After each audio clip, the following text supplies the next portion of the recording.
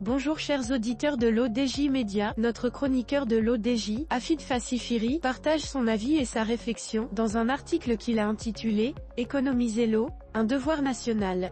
Notre journaliste ouvre son propos par ces mots. La situation hydrique actuelle est inédite et très préoccupante car nos réserves en eau sont au plus bas dans la majorité de nos barrages. Notre chroniqueur commence par expliquer au début de son article. La pénurie d'eau n'est pas un sujet heuristique pour meubler des discussions ou animer des débats de télévision sur l'avenir de la planète. C'est une réalité cruelle dont la gravité s'accentue de jour en jour par la récurrence des épisodes de sécheresse, le réchauffement de la planète, mais aussi et surtout par le comportement humain. Les prévisions les plus optimistes estiment que les 2/3 de la population mondiale pourraient vivre dans des conditions extrêmes de stress hydrique dès 2025. La situation est plus alarmante dans le continent africain, où l'impact des changements climatiques prend souvent une tournure dramatique. Catastrophes naturelles, famine, exode. Au Maroc, depuis 1980, les effets des changements climatiques se manifestent par une tendance à l'aridité, une réduction des apports d'eau, une augmentation des températures et des phénomènes extrêmes, inondations, vagues de chaleur, mais la problématique de l'eau échappe de justesse à un scénario catastrophique grâce à une politique visionnaire de gestion de l'eau initiée très tôt. Barrages, recyclage des eaux usées. Cependant, ces efforts doivent composer aujourd'hui avec un déficit notable en termes de précipitations et une très forte pression sur les ressources hydriques. Les experts évaluent les ressources en eau dans notre pays à moins de 650 mètres cubes par habitant par an, sachant qu'on devrait dépasser les 1000 mètres cubes pour éviter la pénurie hydrique. Depuis 2022, la desserte en eau potable des agglomérations urbaines, qui ne représente que 10% des réserves hydriques, n'est plus garantie comme auparavant, sans parler des besoins agricoles en eau des périmètres irrigués qui ne pourront pas être satisfaits, menant à un recours accru à l'exploitation intensive des eaux souterraines, déjà en état de surexploitation avec des bilans largement déficitaires. Pour Fouad Amraoui, professeur-chercheur en hydrologie à la faculté des sciences INCHOP de Casablanca, la situation hydrique actuelle est inédite et très préoccupante, car nos réserves en eau sont au plus bas dans la majorité de nos barrages en cette fin du mois de janvier, alerte-t-il. Nos barrages ne sont remplis en moyenne qu'à hauteur de 23%, avec des disparités très fortes entre régions, notant que les barrages de l'Oriental, du centre et du sud affichent des taux de remplissage très bas, à l'image de ceux d'Al-Masira qui est presque à sec, ou encore Ben El Ouiden qui est à environ 5%. En dépit de cette situation de stress hydrique désormais chronique, les ressources en eau, notamment les nappes phréatiques, continuent d'être surexploitées et le citoyen, indifférent, ne veut toujours pas abandonner certains réflexes qui menacent la sécurité hydrique du pays. À ce sujet, le professeur Amraoui est catégorique, notre relation avec l'eau devra changer. L'auteur continue ainsi. Face à l'effort de l'État, sous l'impulsion de Sa Majesté le roi Mohamed VI, qui veille à un suivi personnel permanent de cette question stratégique à l'effet de relever le défi de la sécurité hydrique, et d'assurer l'approvisionnement en eau potable à l'échelle de toutes les régions et localités du royaume, les usagers, eux, devront assumer leur part de responsabilité, en changeant leurs habitudes de consommation, et en adoptant des comportements éco-citoyens. Une campagne à travers les médias sensibilise déjà à l'économie de l'eau. Dans cet élan de prise de conscience rigoureuse et responsable, les mosquées du royaume sont également mises à contribution, en rappelant aux fidèles, notamment lors des prêches du vendredi, la nécessité d'éviter le gaspillage et l'usage abusif de l'eau. Des instructions fermes sont données à l'échelle régionale, en fonction des spécificités, afin de rationaliser l'eau, de détecter et réparer les fuites dans les réseaux, d'interdire l'arrosage des espaces verts à l'eau potable, de fermer quelques jours par semaine les hammams et les unités de lavage des voitures, d'interdire le remplissage des piscines, etc.